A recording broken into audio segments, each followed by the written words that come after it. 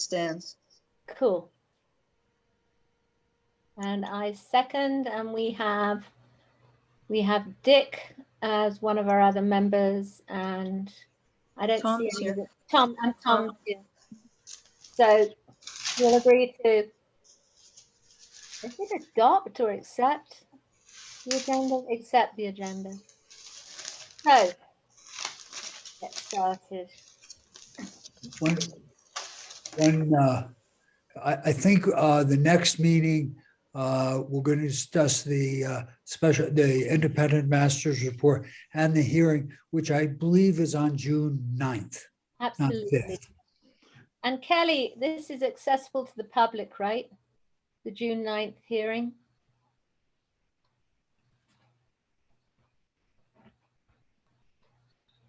Yes? Yes, yes, it is. Okay. So if we could send out the details for that when we get more timely with the minutes and the recordings. I'm so sorry about that. Then we'll get organized. All right. So Lieutenant Gonzalez is here to give us an overview of the recent independent monitor report. This is monitor report number 13. It's a thorny report in many ways, and we've decided to go into it in more depth next month after the hearing. And what was the other thing that you said, Mr. Winterbottom? The hearing and the Just the hearing. Just okay. the hearing. So, and we'll have panel members to discuss that with us. So without more ado, Lieutenant Gonzalez, if you want to do your slideshow. Yes, ma'am. Kelly, if you could bring up slide 1. Okay. Let's see.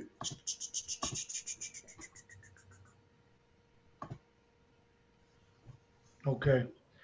Obviously, this will be a quick overview of the court approved settlement agreement, IMR 13, and it'll have a little bit of comparison to IMR 12, and it was on March 3rd. You want to go to number 2, Kelly?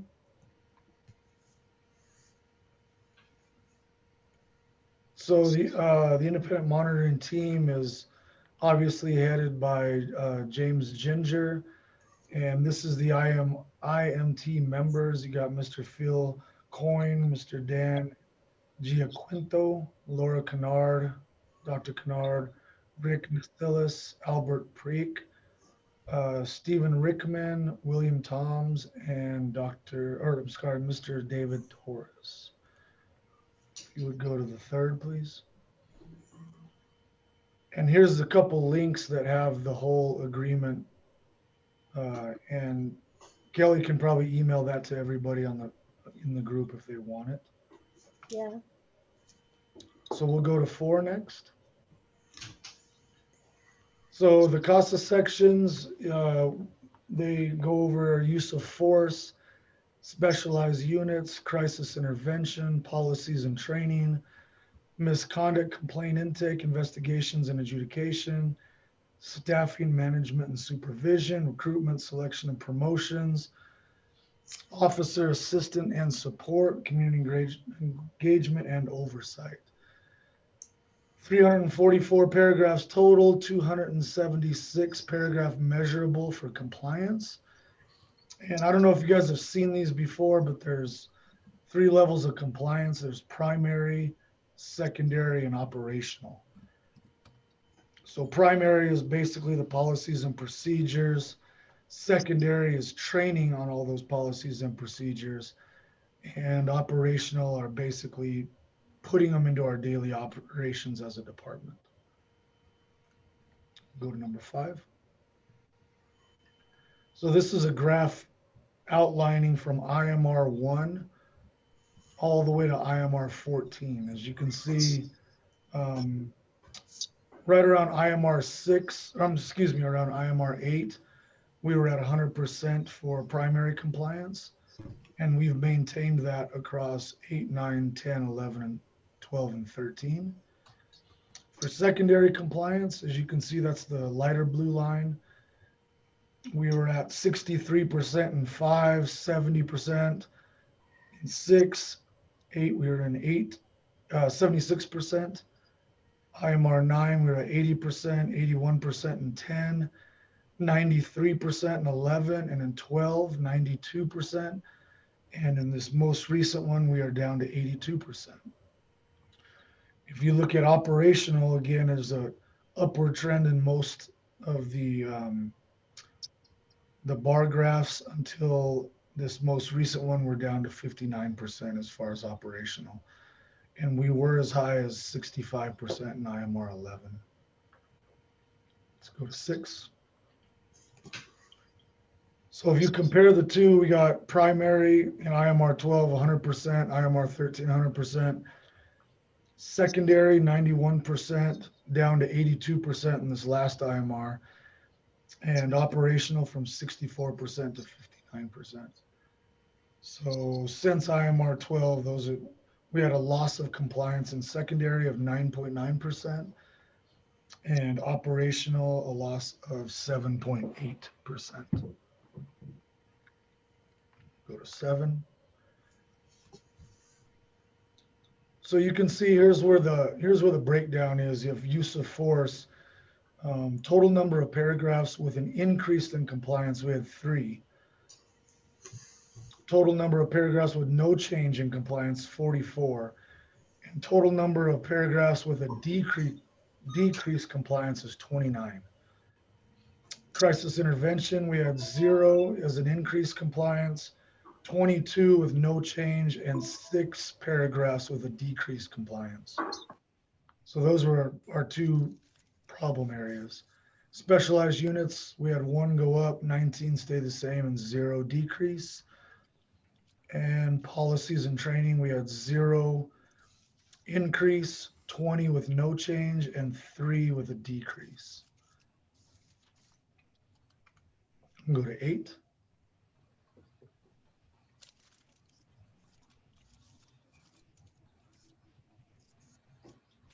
That seems like all I have. Oh, is it? Yeah, it's not going any further. Hold on.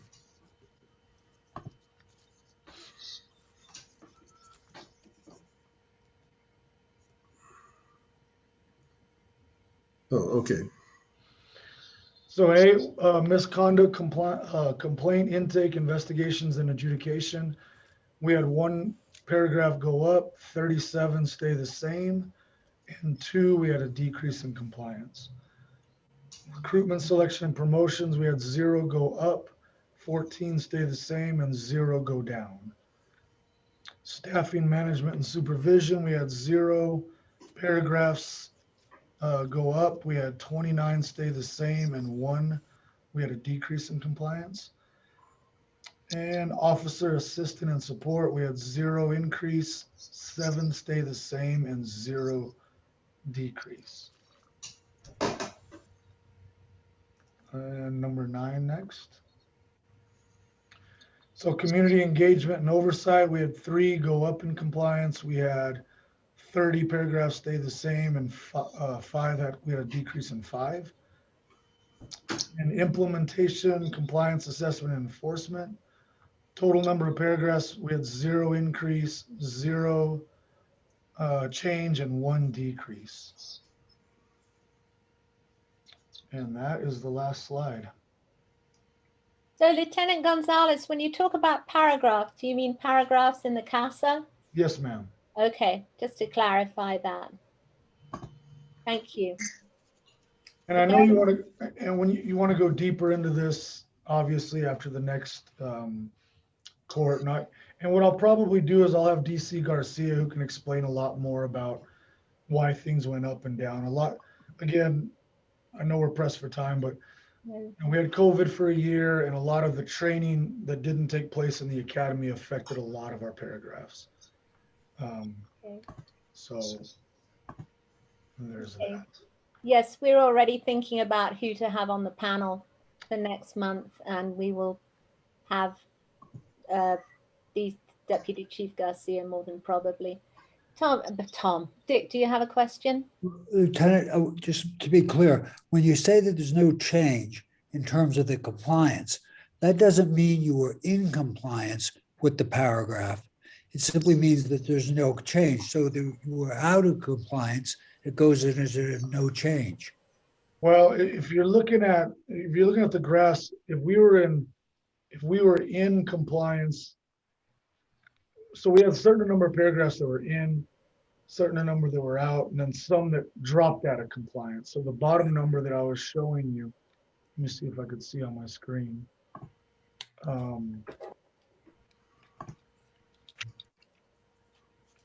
Excuse me for one sec. So the way it was broken down, like say use of force, we had a total number of paragraphs with an increased compliance. So if it was already, that would be 3 that went up in compliance as far as whatever was primary, secondary, or operational. I'm not sure if I'm explaining that right. Yeah, I've got you. But the problem is when you have a number of paragraphs that we had in compliance that dropped out, which in use of force, we had 29, crisis intervention, we had 5. So there was a certain number of paragraphs that were in compliance that went out of compliance. So.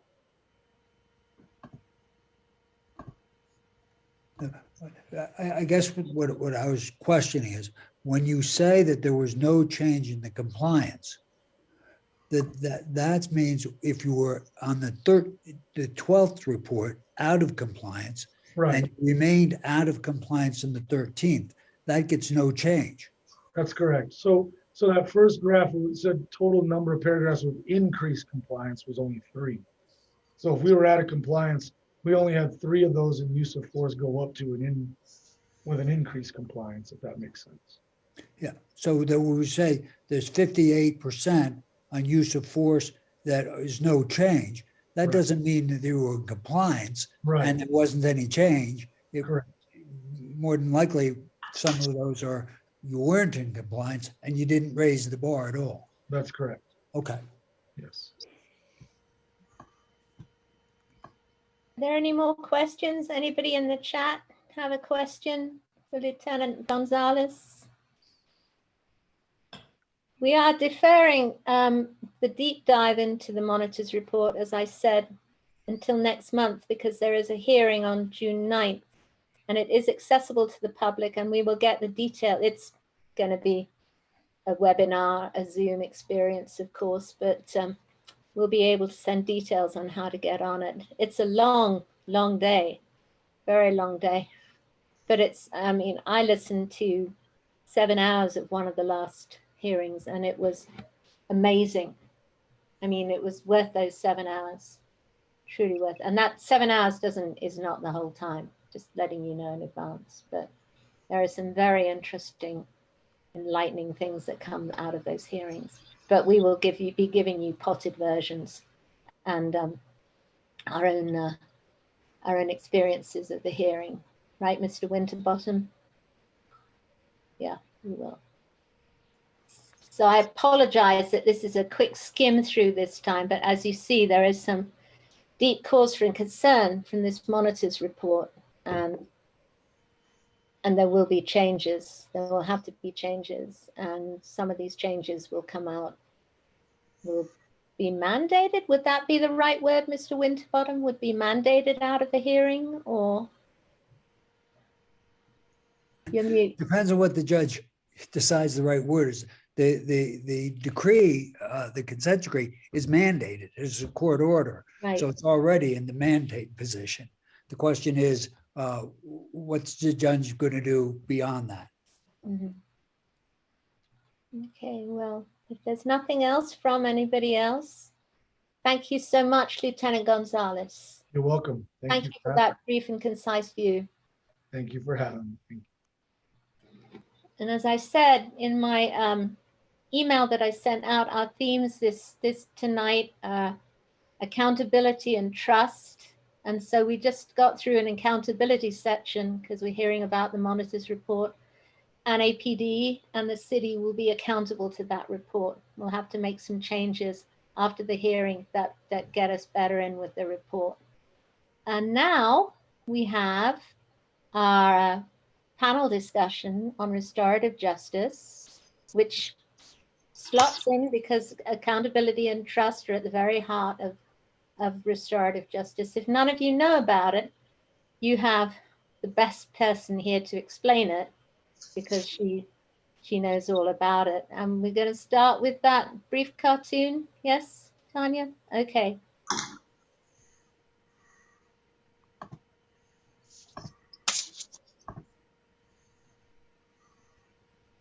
So who's screen sharing?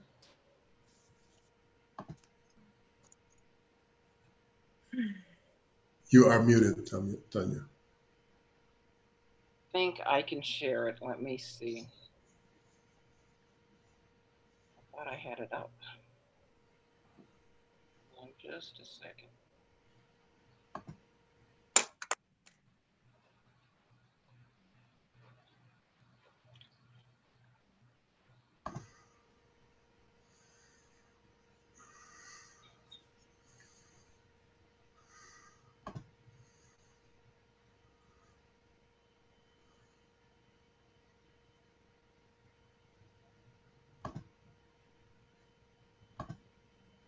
If crime hurts, then justice should heal. That's Fanya Davis. It makes sense, right? Unfortunately, that's not what we're doing. In the US, there are 2.2 million people behind bars and nearly 5 million on probation and parole in a system of mass incarceration laden with racial injustices that disproportionately affect minority communities. 1 out of every 14 children has a parent in prison, destroying the health, stability, and resources of entire communities. This is the retributive justice system, and it operates on the theory that punishing people for crime makes them stop. It's hugely expensive, destructive to the human spirit, and worst of all, it doesn't work. Psychiatrist James Gilligan even calls it the most powerful stimulant of violence that we've yet discovered. People are looking for another system. Fortunately, there is one. It's called restorative justice. It focuses less on punishing the crime and more on holding people accountable in order to heal the harm. Restorative justice is based on who we really are. We're designed to live in community, to be of service to one another, and to nurture and repair our relationships. Where the retributive system asks, who did it? What rule was broken, and how do we punish them? Restorative justice asks, what is the harm? Who has been harmed? How do we repair it? Here's how it works. All the stakeholders get a chance to be heard in a facilitated process that balances the needs of victims, offenders, and the community. The person harmed explains how he or she was hurt. This itself is healing as it meets the need for acknowledgement, validation, and repair. The person who did the harm is held accountable in a new way. They're also given the opportunity to accept responsibility for their actions, which is also healing, share their perspectives, and to make amends for the harm they caused in the relationships that were broken. The whole community has a chance to address the underlying problems that gave rise to the situation, and then everyone works together to find a way to restore balance and offer healing to all stakeholders. In restorative and community justice, the concept of beloved community and living in right relationship is key. You're restoring justice and just relationships within the whole community. Does it work? Well, look at this. In the prison system, wherever restorative justice is tried, recidivism has plummeted. In schools, switching to restorative justice drops suspension, improving students' educational and social well-being, while reducing bullying and other manifestations of violence. And it costs next to nothing by comparison. One teacher said, "Every time I used the retributive system, I lost a relationship. Every time I use this new system, I gain one." Restorative justice is justice that works, justice that transforms, justice that heals. Now that sounds like something we all want more of in our communities, so spread the word in yours.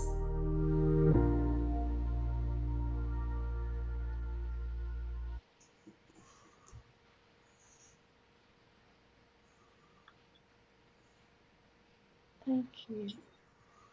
So let me introduce the panel. We have Tonya Covington, Dean Alfred Mathewson, from previously Dean at the law school, UNM Law School, and Jim Harvey, the executive president of the Center for Peace and Justice. Is that right, Jim? Executive Director. Oh, executive director. Right. You'll work your way up to president. Oh, please no. So we So came up. if I could start off by explaining a little bit, and then I'd like to give people the chance to ask questions, because usually there's a lot of misconceptions about what restorative justice really is and how best to use it. And in the justice system, there's really two ways that it gets used the most. One is like what you saw in the film, when someone has committed some sort of an offense, they have the opportunity to sit down with the victims of whatever their offense is and jointly come up with a way to make amends.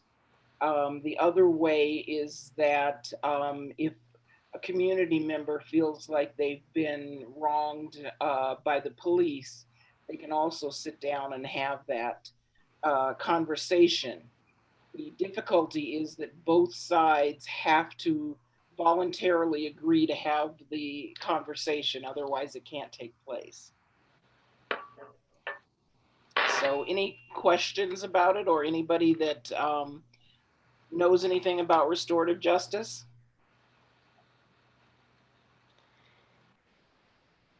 You said the other night when we were planning this meeting that it's a separate thing from the court process. Could you expand on that? Certainly. What we do with restorative justice, especially when we're doing it with youth, we try to do restorative justice with them before they go to court, in lieu of going to the court. So that's a way of keeping kids out of the school to prison pipeline. They don't become a part of the system, but they get held accountable and get grievances taken care of without having to go to court. Now, we do also use it, the district attorneys or judges can also have somebody who has already gone through their process and say, we still want them to go through restorative justice. And like in the state of Colorado, they have a law that in Colorado, no juvenile can be sentenced to anything until after they've gone through a restorative justice process. Covington? Yes. Could you talk a little bit about what actually happens when somebody gets referred to restorative justice? What happens? I mean, do people come in the same room? Are there counselors, or there mediators, or trained professionals, and what takes place? Walk us through, if you won't mind, briefly, the process itself. There have to be trained professionals. That's one thing that's very, very important. Restorative justice is a form of mediation, but it's also very different from mediation. And what happens is, based on a lot of the setup for the crime, we are getting ready to do some restorative justice with young people in Albuquerque. And basically what that will look like is anyone under 18 who gets picked up for underage drinking, racing, shoplifting, or destruction of property. When the officer encounters them, they of course have to write up a police report, but rather than put the police report in the system, they can send it directly to me. I will then contact the young person and give them the opportunity to go through a series of classes. If they choose not to go through a series of classes, then the officer will go ahead and do what they normally do, file the police report, and then it'll go from there, whether it'll be decided to go to court or whatever. That will then be in somebody else's hands. If they decide to go through the classes, what we are doing is we have a 4-week class set up. For the first 3 weeks, we'll be doing skill building. They'll learn anger management, coping skills, effective communication. And then in the last class, we will have a restorative justice circle in which the people who have been referred to the program will be there. There'll be trained facilitators and also trained community members. And they'll have the opportunity to say to everybody how this affected them, how it felt, what they'd like to see happen to make amends. And then we have a community discussion about it.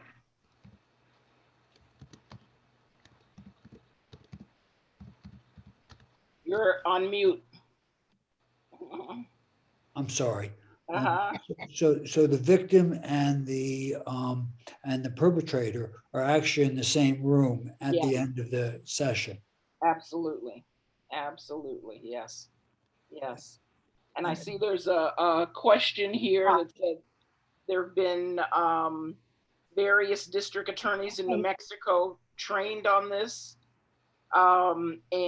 Actually, they've been taught about it, but I don't believe that any of them were actually trained in how to do it. And that's one of our biggest problems, is that people think that they can do this without training, and they really cannot. There hasn't been, you're saying there hasn't been any effort in the 2nd Judicial District. Raul Torres, who's district attorney of the 2nd Judicial District, is a very, very big proponent of restorative justice. And he has tried for quite some time to try and set up a restorative justice within his department. But he's gone before the legislature on more than one occasion, and they have denied him any funding to set this up. And this has been an ongoing problem in that legislatures and other people don't understand what restorative justice really is. I've talked to legislators and they've said, oh, you run one of those hug a thug programs. And I thought, what? Hug a thug? What are you talking about? That is not at all what we do. They think that we just let everybody off without having to be responsible for anything that they've done. And that's not true at all. As a matter of fact, we've been told by people involved that they almost would have rather have gone to jail than have to look the person that they hurt in the face and explain to them what went on. That's difficult. That makes sense. That makes a lot of sense. Any other questions or comments? Yes, I have a question. From Martiza Billy. Yes, yes, I can tell you. I was the only one doing restorative justice, and previously we were doing it through a private nonprofit, and we had a grant that came from CYFD through the county, and we had really great. We had 3 different programs that we were doing in restorative justice. And our most successful one was what's called a victim offender process, where basically just what Dick was saying, the victim sits down with the offender, they have to make amends, and then we as the sponsoring agency would make sure that that amends was made, that everything was followed through. Nationally, the recidivism rate for doing that is 9%. Ours was 7%. And then the grant went away. Yes. We haven't been able to secure one. Jim, I know that you've had classes. Liz also has a question here. Oh, sorry. Not a clearly identified victim. Do the trained community members stand in? Yes, they do. Yes, they do. That's Yes. exactly how we work it. I'm just so thrilled that you can read the questions. Normally we stumble through them ourselves. This is making me ecstatically happy. Thank you, Kelly, if you played a part in that. You know, it's one of those things that a lot of people find it, because it's so different.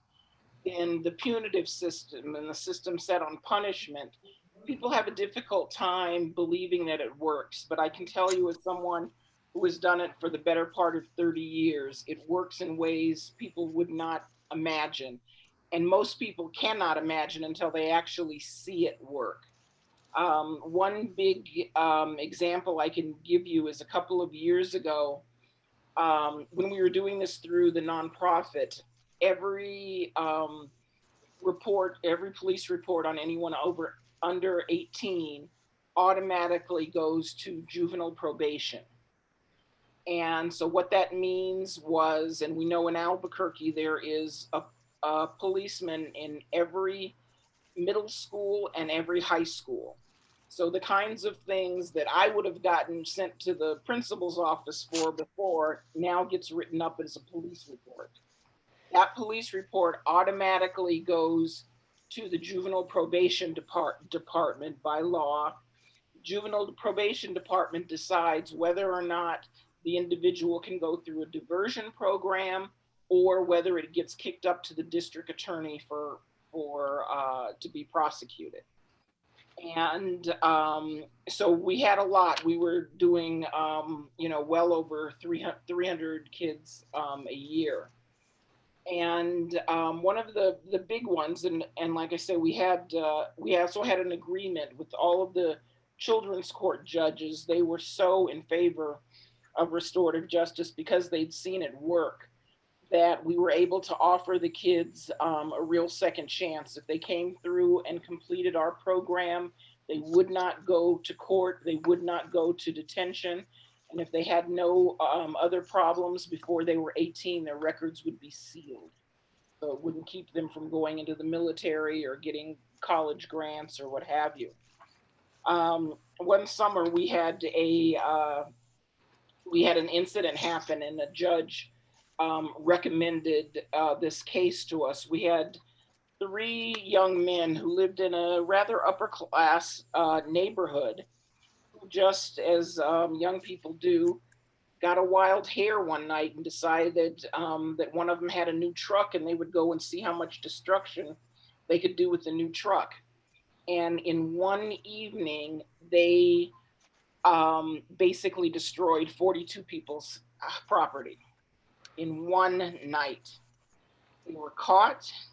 They were sent to me. I contacted the neighbors and I said, we're going to have a restorative justice session. If you would like, you can come and you'll have the opportunity to talk to the young men. They will talk to you and we'll work it all out. We had about maybe 20, 25 of the neighbors did show up. And with the young men there. And they talked to them. They, of course, wanted to know, victims always want to know, why me? Why did you single me out? Why did you, destroy my property? What were you thinking? What was going on, in your brain at the time? So they had to answer those questions. They, of course, had to apologize. And then the neighbors talked to them and said, we were all young once, and we know what it's like to be young and crazy. We don't want you to go to jail. We want you to make amends. We want you to pay for the damages that you've done. We want you to pick up the garbage around the neighborhood. You live in our neighborhood, and we want you to promise that you will stay in school, graduate, and go to college. And we literally write that up as a contract. So every one of the neighbors got to see their report cards. Every time a report card came out, they're invited to the graduation. The kids had to pay back the ones that wanted to be paid back. They had to do yard work for the ones that wanted to be yard work. And I can tell you, these 3 young men were just flabbergasted. They literally, one of them cried and said, I can't believe that all the destruction that we did to your houses, and you're still going to forgive us? And the neighbors said yes. Where would obviously the police had to come in here somewhere. The police were called, or was it redirected before that happened? The Or police are usually the initial. The police were called when the property was damaged. They did an investigation. They found the three young men who did it, and then that's the end of the police's, the police involvement. have you had problems with any of the things like that when the police feel they should still be involved, or has the redirecting process worked smoothly? Yes, yes, somewhat. We still have a number of police who don't understand what restorative justice is. We still have a number of police who think that we're running hug a thug programs and that we're just letting kids off easy. We're hoping to be able to teach them enough about how this all works so that they will give us referrals, which will help them because it helps keep them out of court and having to do overtime in order to go to court and things like that. And like I say, it's been shown to work so much better and cost so much lower. In Bernalillo County, it costs $323 a day to keep a young person in jail. It costs $30 a day to get them services. Hmm. Hmm. So is this restorative justice program limited only to juveniles? For right now, we're starting off with juveniles, but we certainly plan to have it go for adults as well. And right now we're looking at misdemeanor crimes, although it could go to other crimes as well. It's been used in other areas for everything from rape and murder and all sorts of things. I'm so sorry, Tonya, when we started the meeting, I neglected to give your title and position and who you work for. So if you'd like to do that now. I'm the program director of the RAD program, which is the Rapid Accountability Diversion program. And I am technically under the police department. Thank you. And Jim, you've been teaching classes at schools or at the Peace and Justice Center? We've been teaching classes here at the Peace and Justice Center, and I was privileged to get an update and on my certification with Tonya several months ago as well.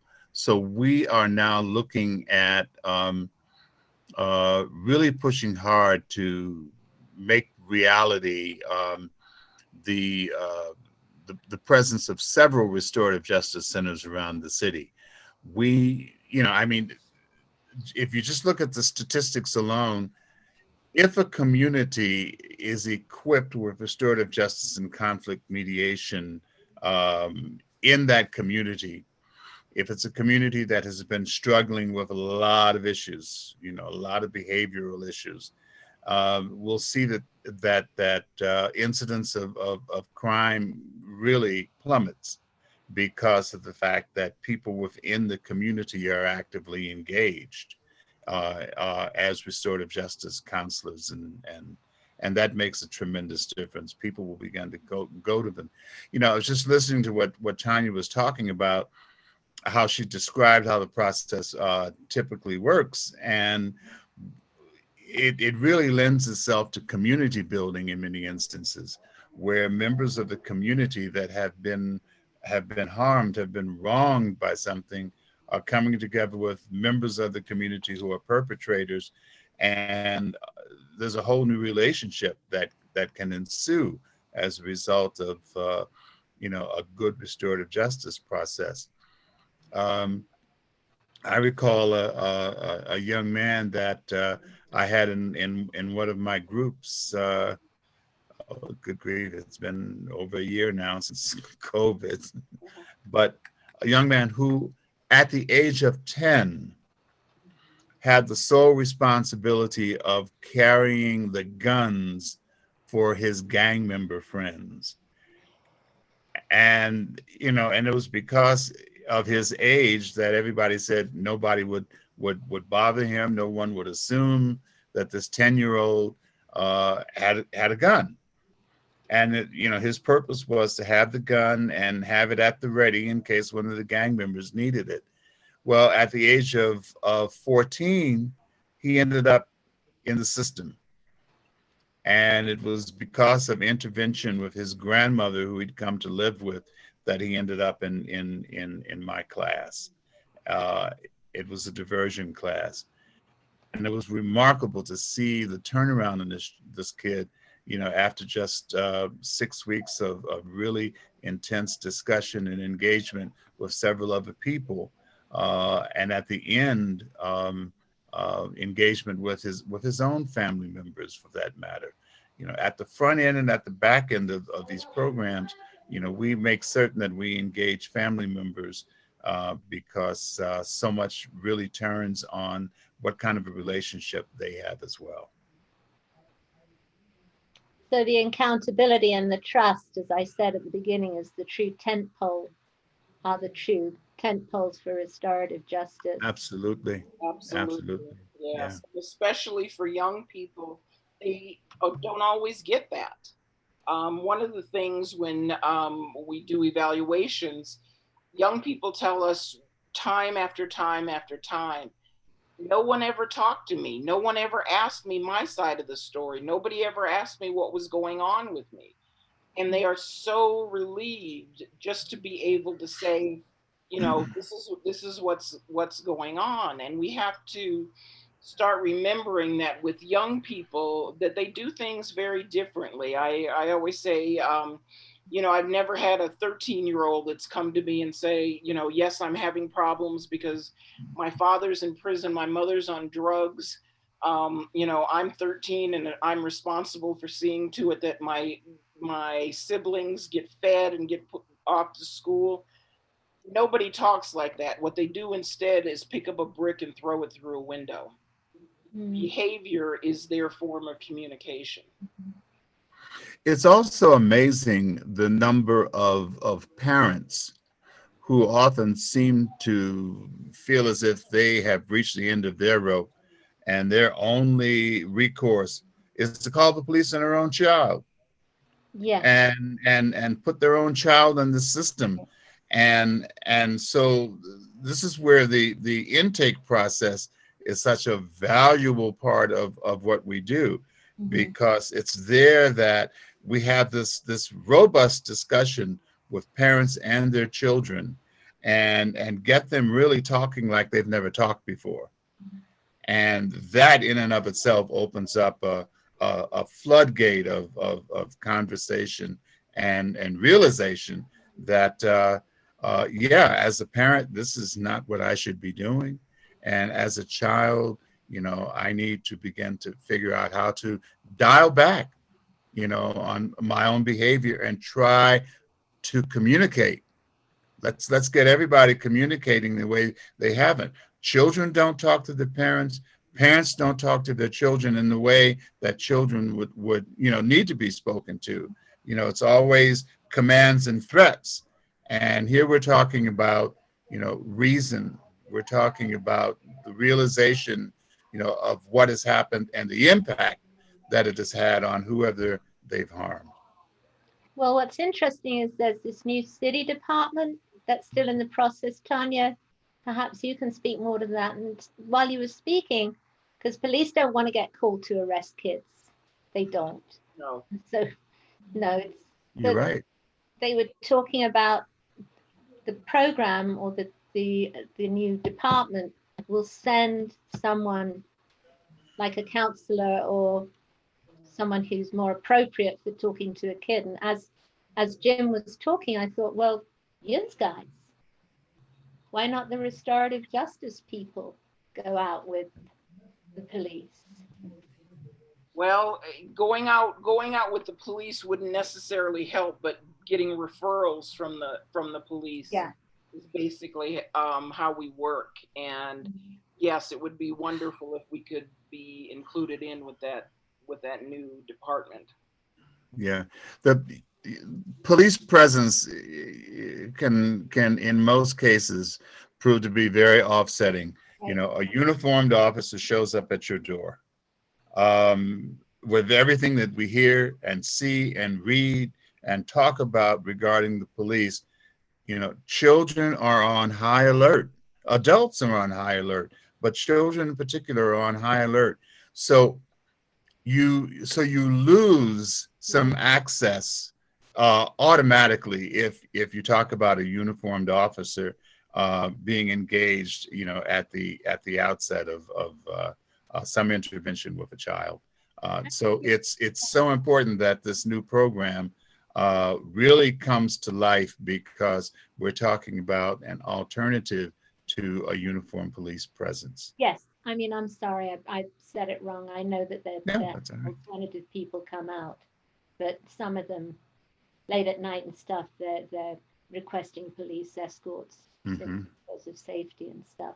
There is another question in the chat. Can you see it?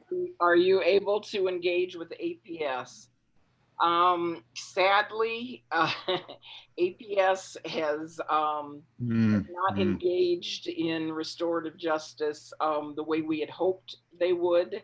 Several years ago, they were involved with a grant that was supposed to do restorative justice, and basically it went so well that the grant, so badly that the grant was returned. They do claim that they are doing restorative justice, and the person that they have leading the restorative justice effort is a former police officer of 30 years who has not been adequately trained. The training is everything, isn't it? The training is the whole. Absolutely. That's the whole banana. Absolutely. Dean, we were talking during our planning session for this meeting, and you said, and you can correct me if I'm wrong, you were interested in where the police fit into this process. Is that what you were saying? Maybe You're not. muted. You're on mute. Maybe perhaps I should stay muted, but not in the process that Ms. Covington is involved in, because she's involved in restorative justice, where the disputants will be in essence civilians, individuals in the community, or if you're dealing with juveniles, where there's been an interaction between them, and they come into contact with the criminal justice system and the police in that way. My interest in restorative justice is actually at a different place in this, and related to the opening in terms of dealing with the CASA. I represent some community organizations in the monitoring process, but I'm not here to talk about that. It's the restorative justice part of this. So one thing about that court approval settlement agreement, it comes about because of a statute under federal law. It's the 1994 Law Enforcement and Violent Crime Control Act. It was enacted after the Rodney King riots. And what it allows, it authorizes the Department of Justice to seek an injunction when it finds a pattern and practice of unconstitutional policing by a law enforcement agency. And essentially what it does, it can say stop. It does not penalize what happened before. And although it has to find that there was wrongdoing. And so it had a findings letter, and it found a pattern and practice of unconstitutional policing. But what in essence with that consent decree was, we want to stop that, get the APD to stop that pattern and practice going forward. It does not penalize what happened before. And so when I got involved and was just listening to people who was, wait a second, the Department of Justice has found a pattern and practice, but it's not going to do anything about it. Many people wanted to see criminal prosecutions of officers, but this is not a criminal process. So that court-approved settlement agreement is not a criminal process; it's a civil process, in which, in essence, again, is a consent decree where APD is ordered to stop the pattern practice and to come up with ways to end it going forward. I started thinking about that because in although the Department of Justice made that finding, it's a federal agency, it's not a court. And so the agreement with the city, it expressly says that the city does not admit that there was any wrongdoing. And so just as the people who complain about the police feel very strong the police did something wrong, and DOJ did make such a finding, the officers involved I feel justified in and feel very strongly in that way. And so we have this process, and I was thinking, how do we heal? How does the community heal when all these things have happened? And we get a process that says stop, but there is no closure. And so I started sort of exploring whether police reform could include some sort of restorative justice process. The statute itself doesn't say anything about it. And so if you do it, you have to, in essence, invent it. Of course, in South Africa, they came up with the Truth and Reconciliation Commission and a process for dealing with what happened there. And that was actually my first question that I started looking at is, could police reform involve or include a truth and reconciliation process? And I actually got a panel of students sort of like what we're doing. Some were conservative, some were progressive. And they all agreed, I should say they were all of the view that a truth and reconciliation process would not work because you would not be able to get people to participate. The feelings were so strong, you would not be able to get people to participate in it. And so, but I've continued to think about that. And there are some experts over at UNM, and I've spoken to Dr. Kathy Powers in political science, and Dr. Christian Correa, who is an actually international expert on dealing with reparations and restorative justice in countries around the world, including in the context of police reform, about could we design a process for what has happened in Albuquerque. And that's about as we've talked about it, but that's as far as I've got. But it is a conversation that I'm very much interested in happening, because I get back to that question. And it's not just about Albuquerque. When we look at what's happening with policing and particular communities of color around the country, how does a community heal? And that's what, in the end, that's what restorative justice is about, healing. Yeah. And so that's there's this big question. Restorative justice is a really big idea and covers a lot and can can mean different things, and there's no particular, I mean, you're not limited to any particular structure because it's something that can be devised, but it covers a lot and it's a huge idea. And so at some point when you were putting the panel together, my name came up about restorative justice, but that's what I had been thinking about, and so fitting within. But I'm pleased to be able to say something about it now, because it is something that is still quite important to me and that I'm still thinking about. No, I think what you said. I want to jump in and say, although obviously Dr. Mathewson has some great students, because what they said is absolutely true. In order for restorative justice to work, both parties have to be willing to come forward and to speak the truth. And if you have one party who says, I didn't do anything wrong, it's not going to work. And that's what happens an awful lot. A couple of questions in there. One says, other than APS, have other schools requested to be a part of the restorative justice training? Yes, they have, and I get calls all the time from teachers and principals wanting to know how to do restorative justice in schools. And I have to say, this is one of the things that truly breaks my heart, because when restorative justice is done in schools, it changes the entire community. It lowers crime everywhere, because you're now teaching young people how to solve their own disputes in a non-violent way. You're giving them tools. Unfortunately, as things are set up right now, and I don't know if this is going to be changing, I'm a part of the police department.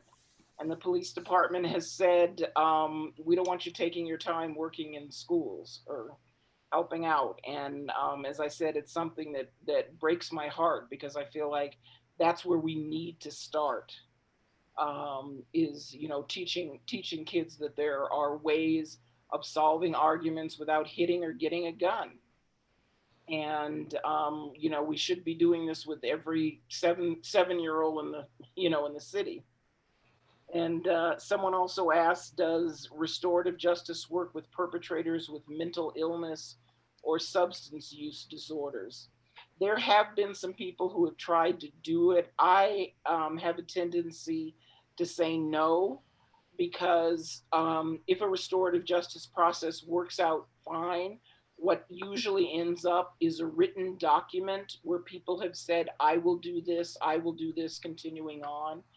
And an awful lot of people with mental illness do not have that capability. They would not be able to sign something that would hold up in a court of law. So I think that there are times when just therapy would be better, or, you know, even some sort of modified mediation. So there have been, you know, instances where you've got individual educators in the school system, you know, who have spoken out and said they would like to be trained in restorative justice. It becomes, you've got two challenges there. One is, can they be given the time for the training? And APS is more than likely going to say no, because they've been resistant to restorative justice. And the other is that even if they did find the time to be trained on their own, would APS permit them to practice restorative justice in the schools? And, you know, and this is a program that we're talking about that can effectively disrupt the school to prison pipeline. And, you know, why there's all this resistance is something that continues to baffle us. But we keep pushing, and, you know, if we get parents and educators and city leaders to speak out for it, perhaps we can turn that corner. When I was an APS teacher, they had this terrible model, and I bet they still do, where you train the trainers. Oh, yes. And whenever I was a trained trainer, I would be like, I don't know what I'm doing. Then what do you do, right? Yes. But what's interesting, restorative justice done wrong is worse than not being done at all. Absolutely. But what's interesting is what's coming up, what's running as a thread through this entire discussion, and I don't think we're skirting around it, I don't think we're avoiding it, is that the difference it could potentially make in APD to the department. Don't you agree, Jim? Well, I think that one of the most important things that can happen in APD is that officers learn what restorative justice is to such an extent that, you know, that they develop the necessary respect and appreciation for it, and then understand how it works. And then APD needs to institute models that can be employed in order to make it work. But that's the challenge there. You know, how do you get rank and file officers to, in fact, learn what it is and be willing to employ it on their own levels? It just has to happen, and you know, that's something else that we just have to push for. Lieutenant Napoleon, oh, sorry. Do you want to go on? No, go ahead. I'll wait. Well, I was just going to ask Lieutenant Napoleon and Commander Brown what they think of what we've been talking That about. that was my question entirely. I'd love to know the ABD's thoughts about this.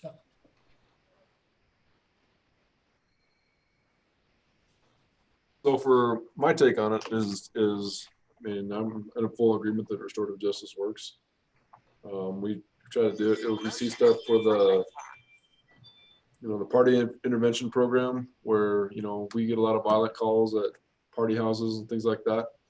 And instead of, issuing citations or taking a kid to jail, it's forwarding those reports to Ms. Covington and her group and getting them in that system before they get into the justice system. We have a lot of different things to where right now I'm working with Metro Court as kind of an outreach court to get to where an officer can refer someone who's experiencing mental illness, homelessness, something like that, prior to them getting into the system. So more of a diversion on that side as well.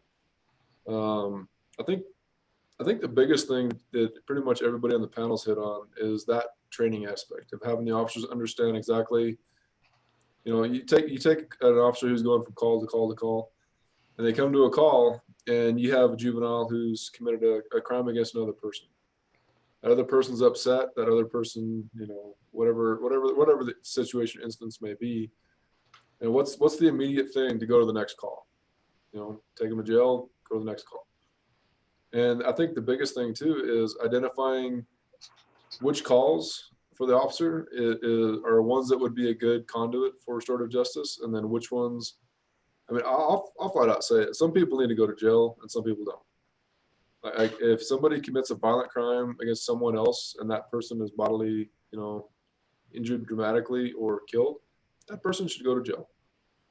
And I think, you look at the property crime side, and then you have personal crime side to where, it's either violent or property. And then I think that's where the training comes in to kind of differentiate between the officer to find out, if I show up on this call, what's the best route for this person?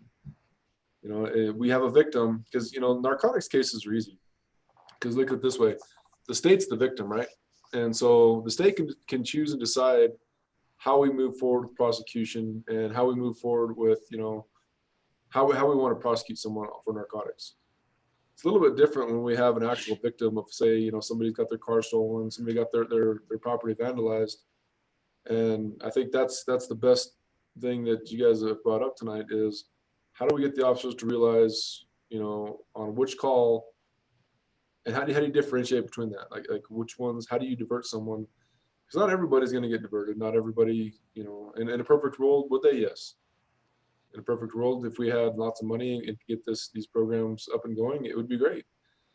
But until that happens, I mean, I think the biggest thing we need to do is figure out how we can best train our officers to identify those situations that don't need an arrest. Because one of the things I've learned by being the commander in the valley is you can't arrest your way out of everything. Like you can't arrest your way out of crime. You can't arrest your way out of our some of our problems with people experiencing mental illness and homeless conditions. I mean, it's not feasible and it's not right. So I think once we start to realize and get that better understanding of what criteria is developed on and how we relay that to the frontline officer, I think it'll go a long way. Thank you so much for saying that. Just before this meeting, I just created a 5x7 card that has all that information on it so that an officer can keep it in their visor. And when they encounter somebody, they just take a quick look at it and they'll know whether or not they're good for the program. And I think that's the hardest part. I mean, you see somebody and, and the academy officers are trained for 28 weeks, 29 weeks, however long it is, of one thing, right? How do you do the paperwork? How do you take somebody to jail? How do you get through all the different things that we have to do? But nobody really tells them, hey, you know what? We have these. It's kind of like with the ACS program and other, programs that don't deal with law enforcement. Somebody having a panic attack need a cop? Probably not. Somebody who's having, a mental episode need a police officer, a mental health condition? No, probably not. But, if that's all we're sending, then how do we get our officers to identify some of those? And those are a little bit easier, I think. The substance abuse and the mental health issues are a little bit easier than the juvenile crimes in general, or the restorative justice crimes in general, because when you have somebody who's just experiencing a mental health crisis, or you can tell they're having a substance abuse issue, it's pretty easy to categorize, right? Like you can put them over here in this shelf and say, okay, yeah, this person needs this over here. When you're dealing with especially juveniles and you don't know their background, and you don't know their socioeconomic status, you don't know, what historical traumas they've had in the past, what negative contacts they've had with officers. Like, how do you get through that? And because like a lot of times you'll have an officer who will go out and, if a kid's had a bad experience with law enforcement over the past, however long he's been running around, and he gets, what's his first response to the officer going to be? Pleasant? Probably not, right? Probably not pleasant. I mean, let's be honest. I mean, it's probably not going to be a pleasant interaction. And so the first thing that officer is going to take a look at is, okay, cool. Well, you're not being pleasant to me. I guess I'm going to take you to jail. Or, how far is that officer going to go?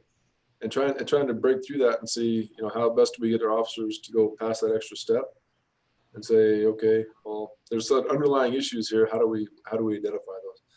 I think it's a huge training thing, other than just saying this is restorative justice and this is how it does. Like we hit on training a lot, but because I think there's a lot that goes through with it. Because I think you hit it right on the head when you said, doing it wrong is worse than not doing it at all.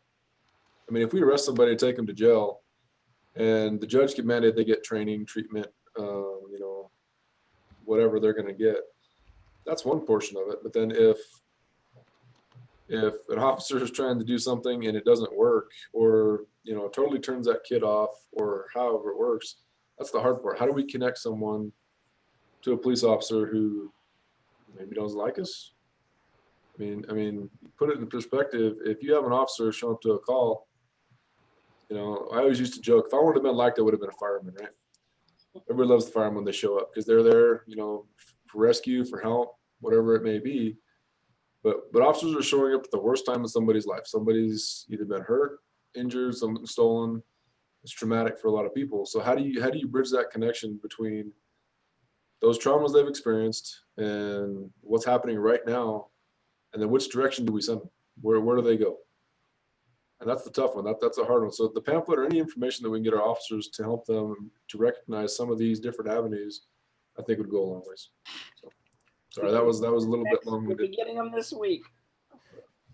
Yes. So we see, so therein, Commander Brown, you've really laid out a strong case for the kind of training that's necessary just to bring officers up to a point where they understand what restorative justice is, what and how it can in fact become the alternative to the negative and traumatizing experiences that so many children in particular tend to have. So knowing that you could have this training and become equipped with some alternative decisions that you could make, could go a long way. And again, I don't want us to lose sight of the fact that, restorative justice is not a panacea.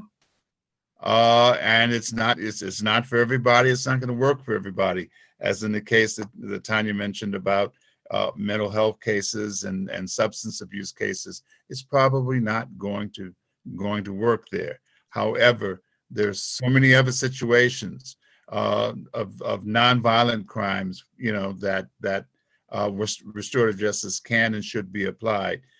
How people are brought into the system, how restorative justice opportunities can be introduced, is a critical piece, and that's where the kind of training and education is necessary, on the law enforcement end, I think. Commander Brown? Hang on a minute. Tonya, you've got one more question about the school to prison pipeline, if you could explain that. Yes, the school to prison pipeline is something we talk about a lot. What it basically means is a kid gets in trouble in school. As I said, they go to probation, they end up going to detention. We know that every kid who is arrested has a 4 times more likely to end up in prison. Go, Dick. Commander Brown, I appreciate what you had to say. And especially like the idea of you can't arrest your way out of crime. I'm going to use that sometime. Thanks. That's great. Great. Let me think out loud for a minute, because I got a wild hair and I want to hear, or at least I want to put a bug in your ear. I live downtown, 3 blocks from Central.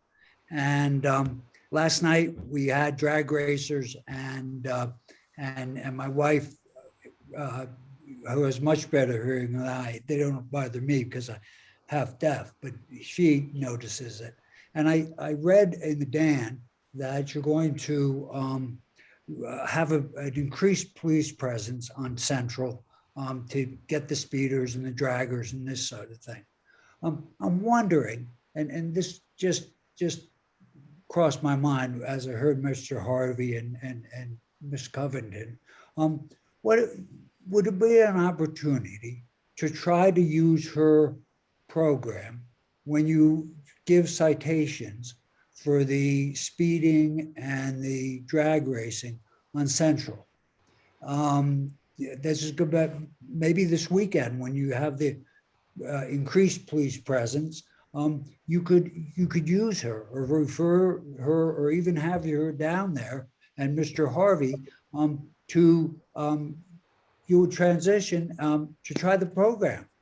The alternative, I imagine, is to give a citation, a $20, $30, $40 ticket, and not have any community involvement in the downtown neighborhood problem of drag racing. But if we have the restorative justice, then we can bring in community members who live along Central, talk to the offender, and have a real community policing experience. Oh, I'm glad you said that. Can I share my screen real quick? I'm sorry? Can I share my screen real quick? Yes. Oh, Adam. Yeah.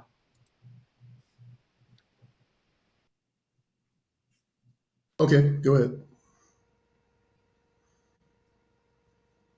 Let's see.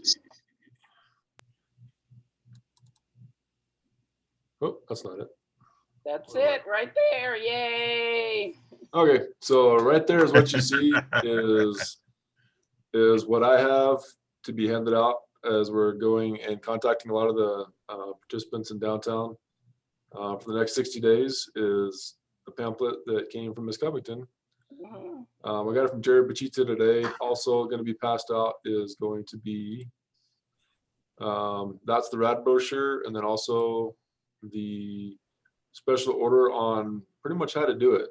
Some of the things that we're going to concentrate on are, offer people that are in youth age groups, stop for drag racing, reckless, careless, open container, exhibition of speed, things like that, which is in a special order that came out.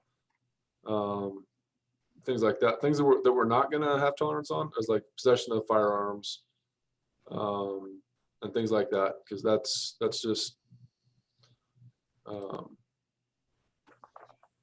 kind of a different angle, I think. Yeah, we're not quite ready for that yet. No, like I said, not everything is divertible right now. Like if you have somebody who's armed with a gun and they have the intent to use that, that's not a diversion. That's we need to get them off the street and out of jail. That's something that could come after on, especially if it's retaliatory, especially on the age of some of these youthful offenders who are, between the ages of 18 to 25. A lot of their angst, a lot of their stuff is retaliatory, some kind of slight. And that's what the VIP program does kind of on the after fact. So they'll go out, they'll talk to them. If they were either the victim of a crime or a possible suspect who's believed to be retaliatory, that's where that program comes into play. But yeah, to kind of answer your question, we are going to be giving out the pamphlets and kind of how that works. So, if we stop somebody, and even if it's just stopping and no tickets come out of it, they're still going to get pamphlets and say, hey, this is kind of the path you can take. And the officers will be issued these when they're working downtown, so they can use those. Yeah, so just to answer your question, it's already been thought about, It's and wonderful. it's already in the Yeah. pipeline. So, yes. Thank you, thank you, thank you. Well, It's- we'll also be happy to welcome you up to Montgomery in Louisiana as well. That's another hot spot for drag racing. And You know, and Tramway, to put it in perspective, like the stuff for drag racing and all the stuff, you know, most of them we see, you know, you'd think they're kids, right? no. But They're it's not adults. just kids. We're seeing, you know, 45, 50-year-old, you know, adults That's right. out there doing the same thing. Wow. Yeah. And those guys, I say ticket the crap out of them because they know better. Like this isn't a youthful offender thing. This is, you should be, I mean, I'm 44 years old. I have trouble staying up past 10 o'clock. I want to go home. You know, but as far as the other stuff goes, that's where you have to pick and choose, right? Like who's going to get diverted and who's not. To me, if you're a grown adult and you know better, you're not getting let go out of our 60-day operation. You're going to get ticketed. If it's the youthful offenders that we can divert out of it, if they're just out joyriding around, because you got to look at it this way: for the past 15 months, what type of outlet and social, you know, interactions have they had? There's been no movies, no bars. That's right. You know, no way to have a social interaction. They've been told they can't get within 10 feet of each other. And so I think, you know, a lot of the stuff they ask me, well, why do you think this is kind of happening? Well, because they're kids, they have nothing to do. I mean, right. they're bored. Go meet in a parking lot, do something, Yeah, because you that's can't right. take your girlfriend to a movie. You can't go out to dinner. And so for, you know, a year and a half, they were stuck coming up with their own devices. And, you know, sorry to say, some of them weren't good choices, but, you know, that's why we're here and that's what we're doing the next 60 days.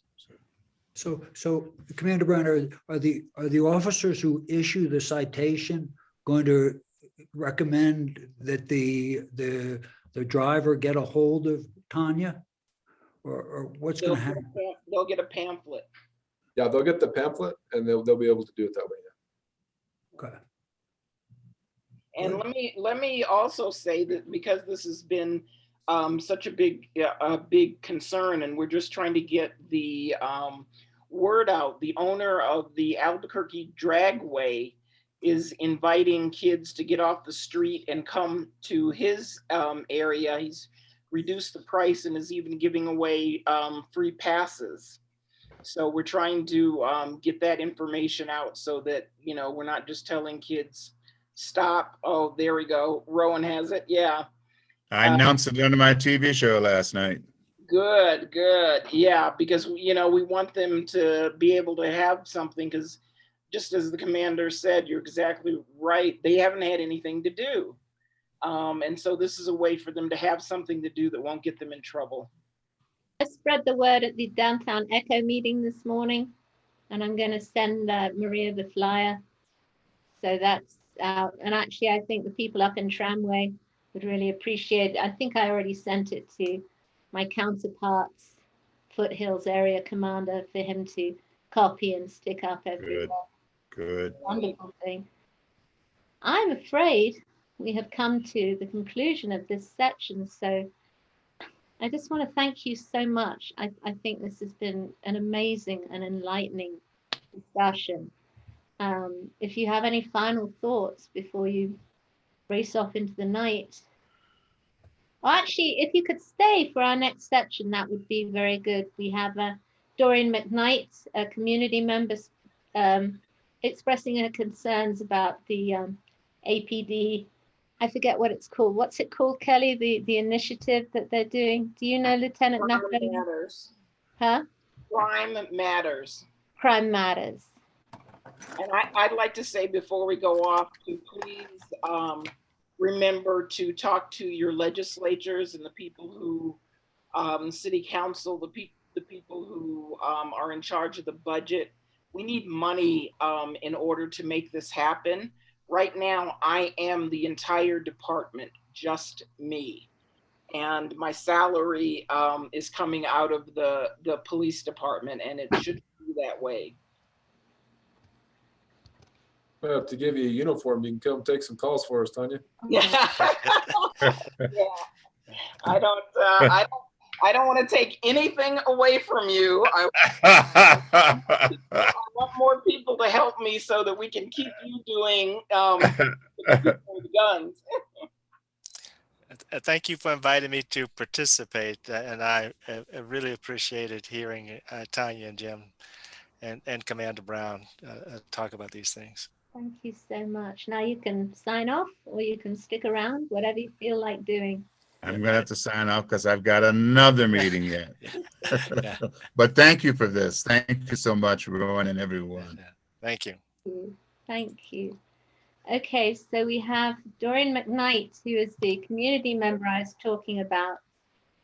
She wrote to us expressing her concern about crime. Tell me again what it is. Somebody tell me what it's called. Crime Matters. Crime Matters, yes. So, do you want to describe it? Oh. You want me to describe it, Ron? You've been reading about it, one of us. Crime matters more. Crime matters more. Thank you, Elizabeth. Crime matters more. Or do you want? I don't know that I am qualified to talk about all the intricacies of that campaign. But I appreciate you having me here. Really, what I wanted to, express my concern about was essentially at least what's been advertised on the news and the media about what it is. And if for some reason that's not correct, APD should really correct that publicly. But, the first time I saw it aired on the news was on April 26th. And it was really deeply disturbing because essentially it's, from my reading of that article was that the Albuquerque Police Union is spending $70,000 on a campaign to push back against DOJ requirements. And while I'm aware the APD hasn't been, especially amenable to reform since DOJ began oversight over the department, I was really astonished by what appeared to me to be a blatant disinformation and propaganda campaign. I mean, it's designed to undermine public confidence in the DOJ oversight. And what was scariest was Mr. Willoughby, the president of the union, Mr. Willoughby's quote, where he said, you can either have compliance with DOJ reforms or you can have lower crime, you can't have both. And that's essentially saying the union's equating higher crime with compliance with DOJ reforms. And I think that that's ludicrous. And I think that that's not supported by research or data. And it's, it's a common trope employed to fearmonger. And there's a huge lack of trust right now in police in this country now more than ever. I think in a lot of ways for good reason, but APD should be ahead of the game in reforms after years of federal oversight. And I don't know if it's the attitude of upper APD management or field officers, but, I know obviously APD officers are part of this union, and this campaign really gives the impression that this is an attitude attributed to all APD officers. And I know that that's not true, but that's kind of what it seems like. And it's really just a clear public declaration. It seems like of a continued effort by APD to not fully embrace and then comply with the CASA and meaningful reforms. And I think what it does is it undermines trust in APD and provides another example of a growing consensus that police reform doesn't work and that the culture of policing cannot change. And so that's why I'm here today to sort of express that concern about that union campaign, and kind of I'm curious what the CPC's take is on that, in terms of what you guys are doing with the DOJ and with CASA. We submitted Rowan, can I jump in and add one? Jump away. Onto that. This also has been a major, major concern to the Black community, because when we think of police reform, we're thinking more on a national platform. And to us, what police reform means is that they'll stop shooting unarmed Black people. And so when we have a union president who says reform isn't important. What he's saying to me is that my life is not important. I know that one of the sentences that gets repeated again and again is that even if a member of the public says, ow, there shouldn't be paperwork or any hassle over that. I was a teacher. If I had a student say, ow, I was in a world of hurt, a world of hurt. So it doesn't, it's the same, there's a parallel there. You can't just say, well, their injuries don't matter so much. And it's just a very, I hate to put one of you guys on the spot, particularly Lieutenant Napoleon, because I know you're a union member. Can you take saying something? It's your call if you'd rather not. I could speak that the campaign itself is not does not represent the opinion of the police department.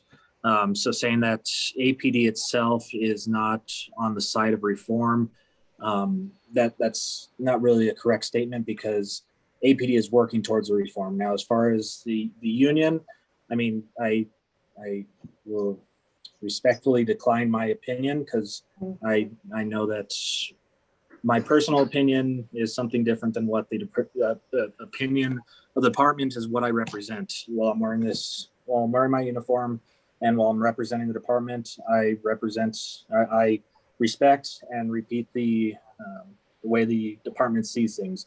And the department is all for reform. And so as a member of the department, I do what the department tells me.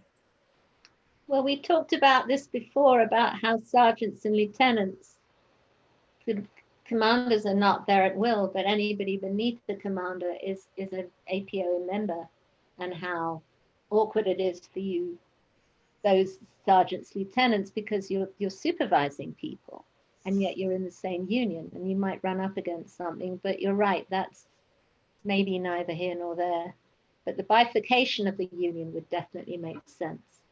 Doreen, as to what the CPC is doing, we've submitted a letter to the court, and we had a paragraph in the letter that stated our discomfort with the new initiative. I've seen the Clendon report, which also says the same, and I've seen the APD Forward report letter that also says the same. So Judge Browning is going to be hearing quite a bit about that. Elizabeth, if you want to speak to that briefly, that's your call. But if you want to say something or get on to chat, probably not. Elizabeth Martinez, the ASUA, is here with us. But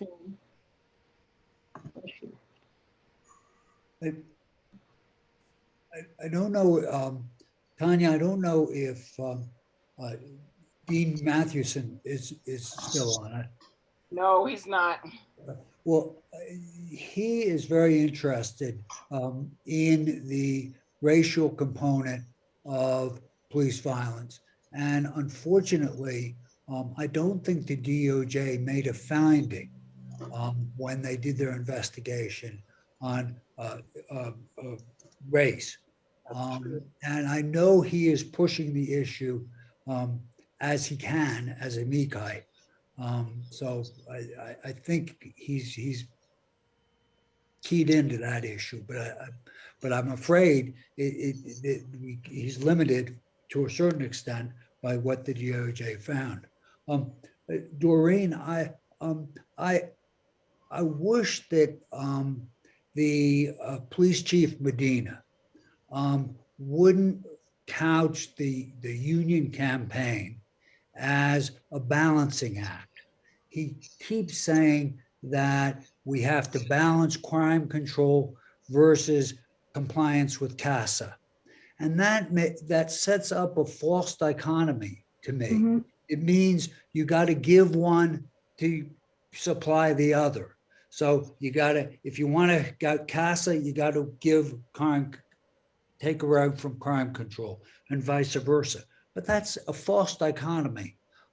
You can, if you have a creative, professional, constitutional department, then it'll be a more effective crime fighting force. There's no question about that. And good cadets, good people want to come to the department if it is constitutional, if it is community-based. And that's going to happen with CASA compliance. And I wish he wouldn't do that. I know, I get the feeling he has to speak to the union members and those who support the union's campaign because of the police chief. But I wish he would do it differently. And I wish he would encourage the CASA compliance a little more robustly. And I'm afraid that's not happening.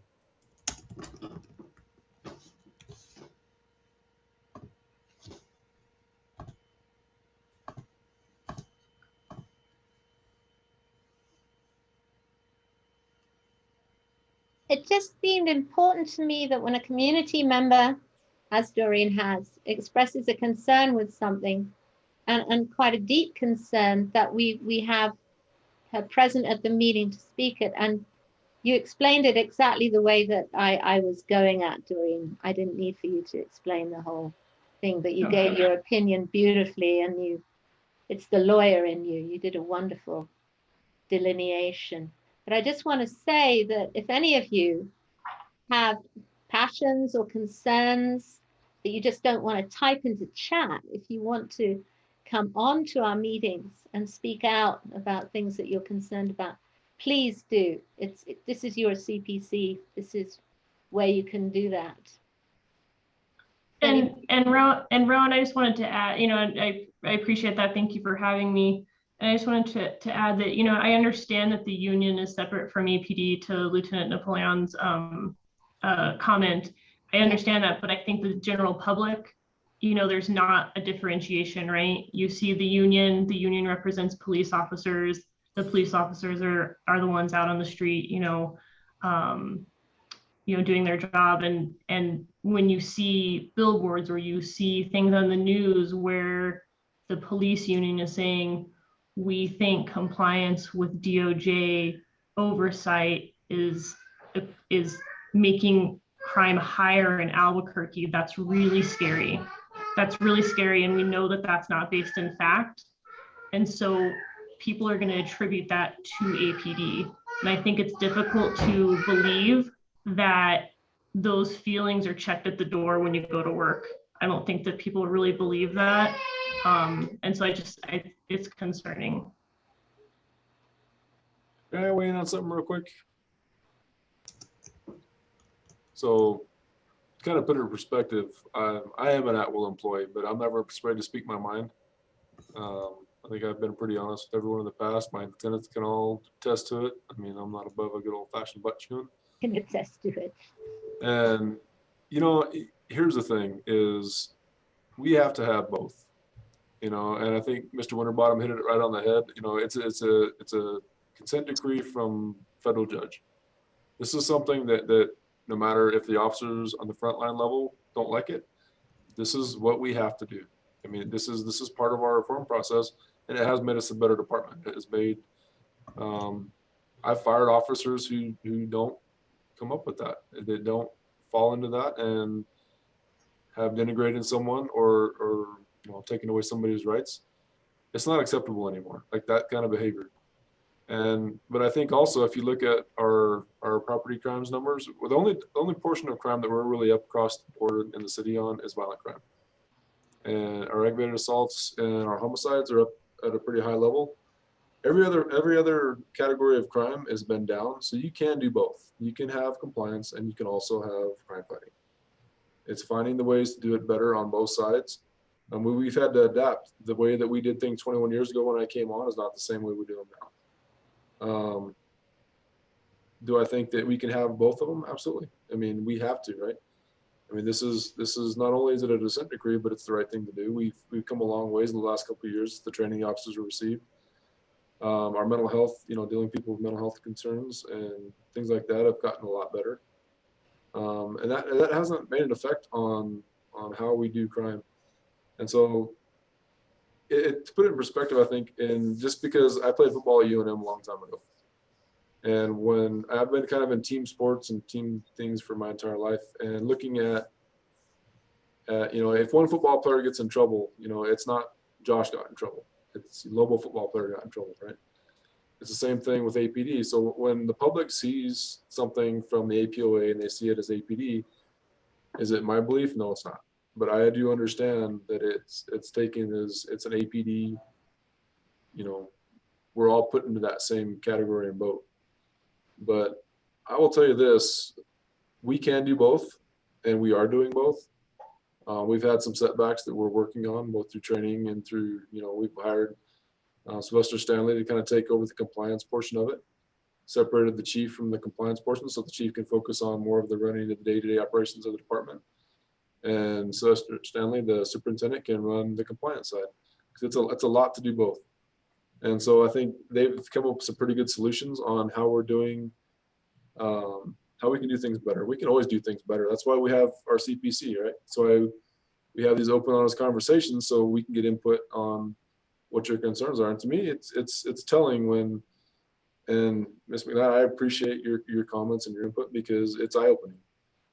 I mean, there's a lot of times where as an officer, like if I don't know there's a problem in the community and somebody doesn't tell me, it's kind of hard to know what people's frustrations and their fears are. And I appreciate you coming on here tonight and letting us know. Thank you. Thank you, Doreen. Thank you for being willing for doing this. It just seemed too important a topic to get put into chat or become a question from me, seeing that you had expressed it so beautifully. So thank you so much. And I nominate Commander Brown to do a public service announcement as a counterweight to what the APO is doing. Yay. The public isn't hearing this, and I think we need that. I don't know who would be the spokesperson, but that would be excellent. Well, I have a face for radio, so I probably wouldn't be the best person for it. So no, but I hear what you're saying. I agree with you. Well, someone needs to be speaking to this. And Doreen, thank you for bringing it up, but did you have an idea about what you'd like to see happen as a counterpoint to the APO? You know, I don't know. I hadn't really thought about that. I don't know that I have enough of a background to really speak to that in an educated way. But, you know, maybe it would be nice if even something came from, you know, city administration, right? Even from the mayor's office to sort of, you know, clarify that that's not the position of the city, that that's not the position of APD. But, you know, like I said before, what's disturbing about it is if it's not the position of APD, which it's not, you know, what is the point of it, right? I don't know how the union operates, but my assumption would be that some sort of vote was taken to start that campaign. And so, you know, if union members who are police officers are saying, I don't want to comply with DOJ or this is hampering our ability to do our jobs in such a way that we're gonna put out what I would consider propaganda, that, you know, that us having to comply with DOJ requirements leads to higher crime and that scares people. You know, I don't see how that doesn't reflect on APD itself.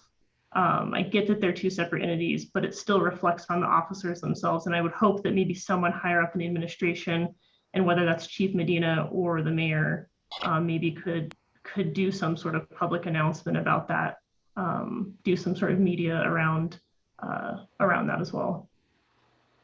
Could we make a recommendation about that, Rowan, to have Chief Medina or perhaps several people address that, the advertising by APO?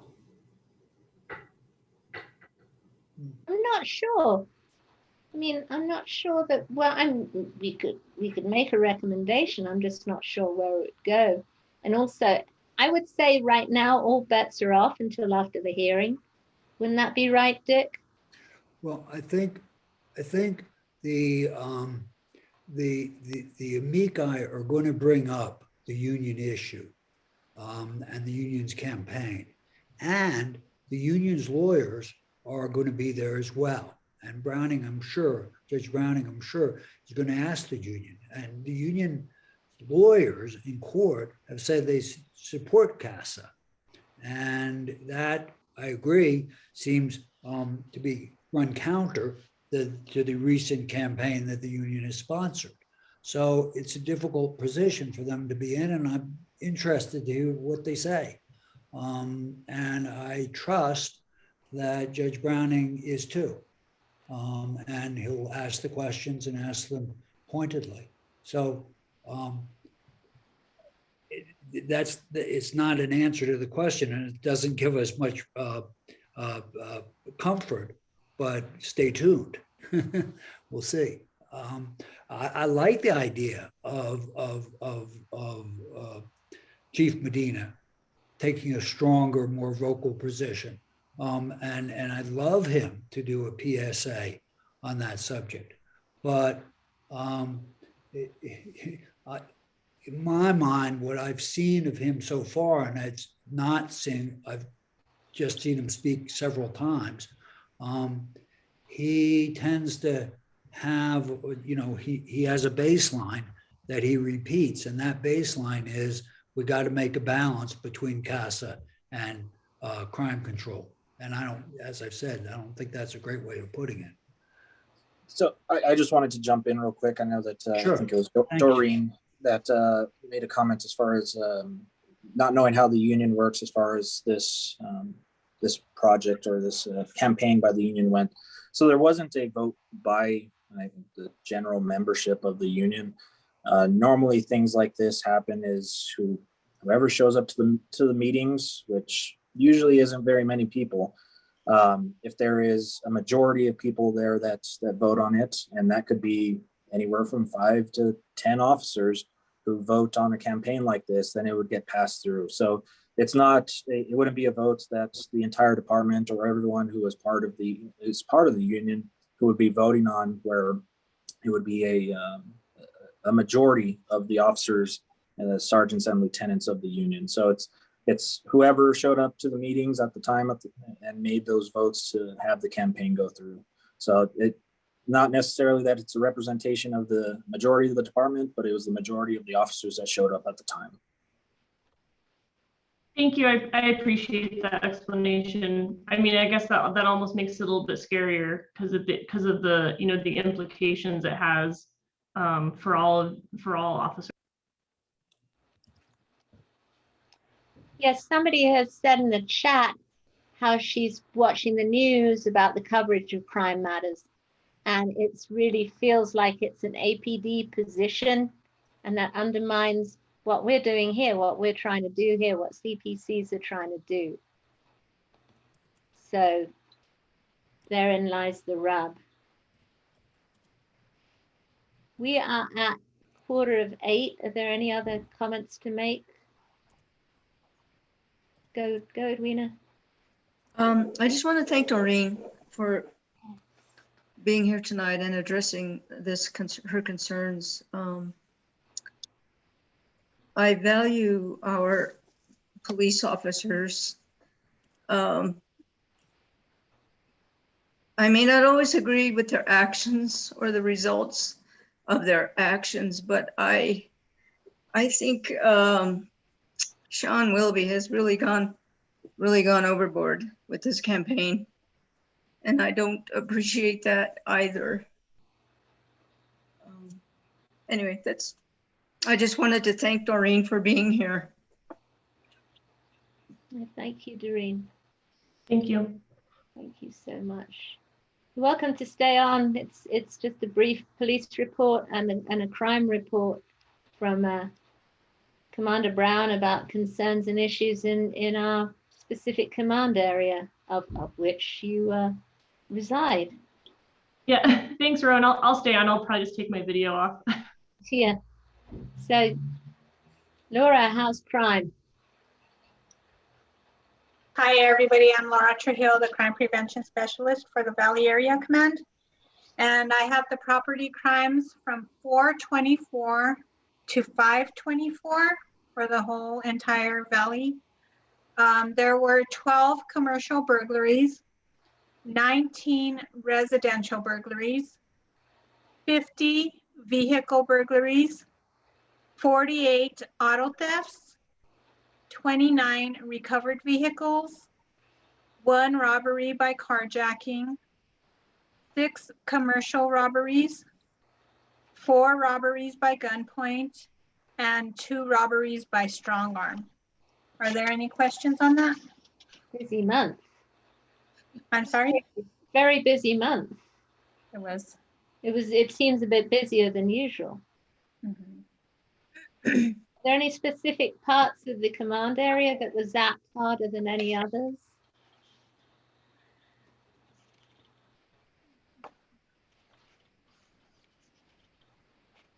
I'm sorry, are you talking to me or for? I can talk to Laura, I can talk to you. If one of you can answer the question, I'm not fussy. Do you have the answer offhand, Commander? Yeah, so we've actually seen more of an uptick in a lot of our shootings and some of our violent crimes in the downtown area. Which is one of the reasons for our 60-day operation. Like I said, a lot of the people have been congregating downtown due to the parking lots and like just that socialization aspect, I think. Some of the other issues we've been seeing for the valley have been our auto thefts are kind of going up a little bit, mostly around the hotels and apartments. A lot of the hotels around Montgomery I-25. I've seen an uptick in auto thefts. Also downtown around the areas of closer to Borellis. We've gotten with our auto theft detectives, and we've put bait cars both in the downtown and around some of our hotel areas to kind of curb some of that. Like I said, our burglary rates are down. Our property crimes are pretty much down across the board. The only one we're seeing a little bit of a spike in is the auto thefts. And it's mostly around, I think a lot of what we're seeing is the pickup in travel and around the hotels and motels. What we didn't have for a long time is now kind of starting to come back as we get more people staying in hotels and things like that. And they're taking the whole cars, not just the catalytic converters, or is there still a lot of that going on? Yeah, so we had a big uptick in catalytic converters because catalytic converters have precious metals in them that they're taking to the recyclers and getting cash for them, or they're taking them to the U-Pull and Pay and sell them, because some of those catalytic converters can be worth $3,000 to $4,000. If you had to go in and buy one to replace one for a vehicle that you wrecked or went out on your car, I mean, it cost you a pretty penny to get them replaced. So, you know, if they can get them for pennies on the dollar from somewhere, or sell them for cheaper, or, you know, you'd buy them from somebody. Hey, I got a Cadillac, you know, catalytic converter. You need it? Sure. Well, here's one for half price. So those lumped in with are those lumped in with the vehicle thefts, or are the vehicle thefts just vehicle thefts? No, vehicle thefts are just vehicle thefts. They're just taking the whole car. Wow. And Rowan, I'm going to put some information in the next newsletter regarding the catalytic converters. So hopefully that'll help out. Converters. A hard word. Catalytic converter. Yeah. Catalytic. There you go. Oh, really? Did I say it wrong? Yeah. Yep. Catalytic converter. Catalytic. I always add that P. I always think it belongs there. I don't know why. So we're at 10 to 8. Are there any other issues, concerns to discuss? Go, Edwina. I have a complaint, Commander. Yes, ma'am. Speeding seems to have increased from Mountain to maybe 4th Street or beyond. I sat on the corner of Mountain and Forester one afternoon for about 5-6 minutes, and maybe at least half a dozen cars blew by me going 40 to maybe 45 miles an hour. And that is very concerning to me, because on that corner also is a coffee shop, and that coffee shop has a lot of business. People are trying to cross the street. People are driving, trying to get across the street. And we have these other people that are just zipping right by me with no care about it. East of 12th Street? Yes, east of 12th Street. And there's a lot of family in that area. They walk their dogs, they go out with walks with their children. It's getting to be a very busy and speedy area. And I think Mountain in general, the entire length of it is really dangerous because of what you said, Edwina, the speeding. It's also a bike boulevard, so right. lots of bikes. And I take that route and I'm very fearful. I try to actually take other streets because even though it's 18 miles an hour, hardly anyone goes 18. But I agree with Edwina. It's used well by bikes and pedestrians. And I think one day my husband and I were thinking someone might have been going 60, 70. I mean, just like over those speed bumps. So it would be great to have some way of slowing folks down, maybe a little bit more presence. We can have more presence. We have a couple of laser speed guns here in the valley. We'll have some of our officers hit that area. And also we have 3 new speed trailers.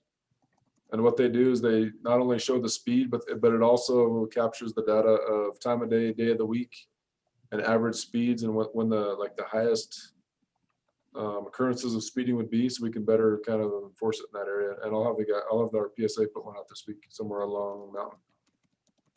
If not this week, tomorrow's Friday. He's off tomorrow. But, that stretch from about 3 till I don't even know what time is just a nightmare. I have to turn left on 6 off of Mountain to get home. And recently I've just given up. I go up 5th, go across and go down 6 because that's seriously the only way to do it. 3 p.m.?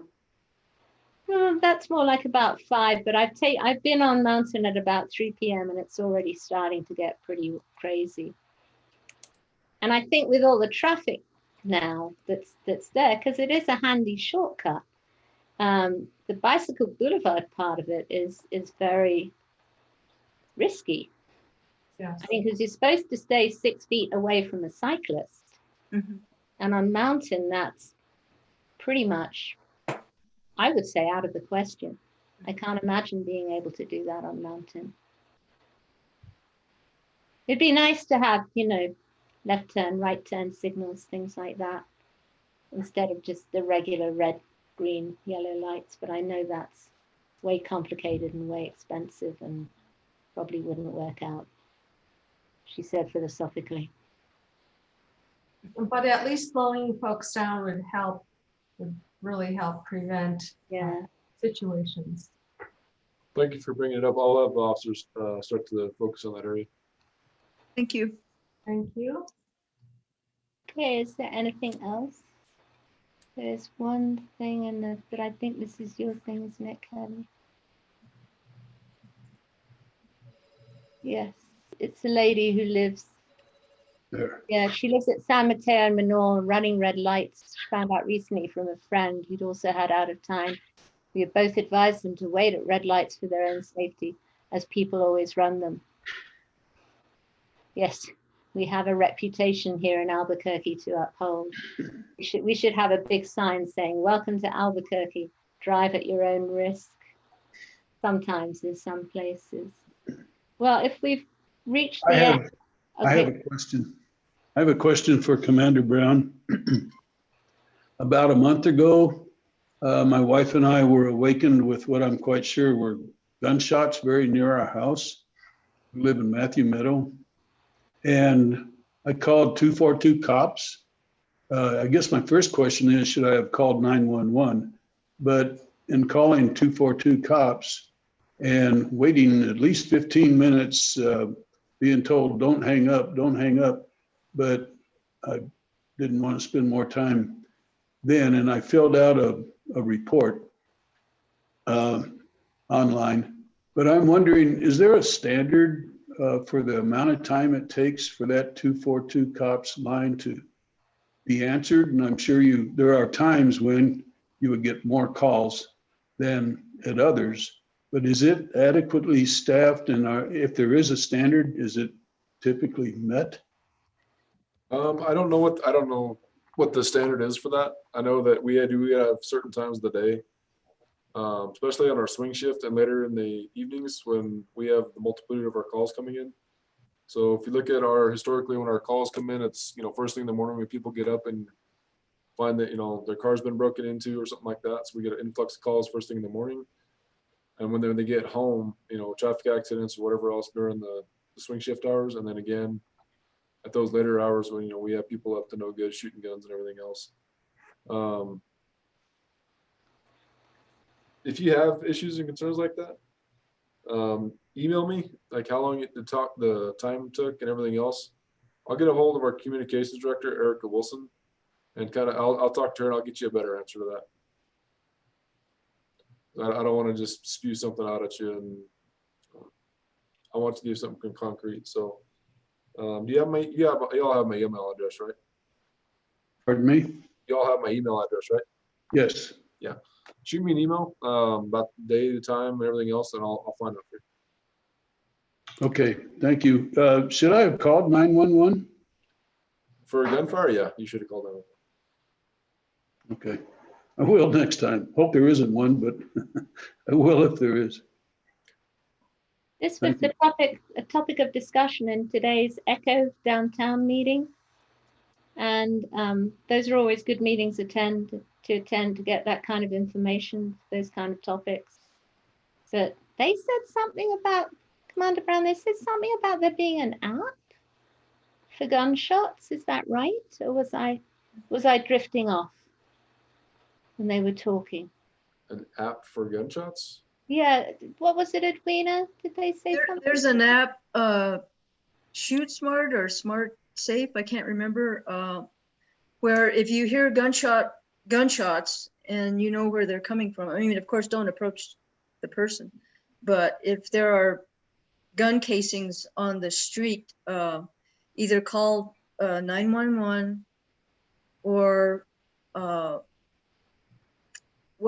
people were told not to pick them up, but then on the other hand, people were told if you have gloves and a plastic bag, you can put the casings in the plastic bag and take them to the nearest area command, and they will be checked for fingerprints, see if there's something in the system regarding those bullet casings that they can match to an individual. I can't remember the name of the program either. Yeah. So the program that matches the cases is called NIBIN. It's the National Integrated Ballistic Information Network. And that's the one where they match those cases against other cases that have been used in crimes in the neighborhood. Mm-hmm. So we don't really have an app for that. We have the ShotSpotter technology. Yeah. There you go, ShotSpotter. Yeah, so ShotSpotter it's on all the officers' computers. It's on all of their computers in their car, and plus on their phone, department issued phones. And one of the things that they do is it picks out the sound of the gunfire to within a couple of feet. It'll target exactly where that gunfire happened. Then officers get dispatched out. It's a priority one dispatch. Officers get dispatched to the call to see if they can locate those cases. One of the things we do ask is to leave them there where they're at, because it kind of helps us find out where they're at in that general area. And then our CSSs will come out and actually collect those and take photographs of where they're at and get those sent off for the NIBIN process. The only time that they do ask them if they're at risks to be, I think Maria's hitting it too, is if they're in the street and they can get run over and destroyed. Is if they get destroyed, we can't really test them. But if they're just on the sidewalk or somewhere where they're not going to get run over, just leave them there and the officer will come pick them up.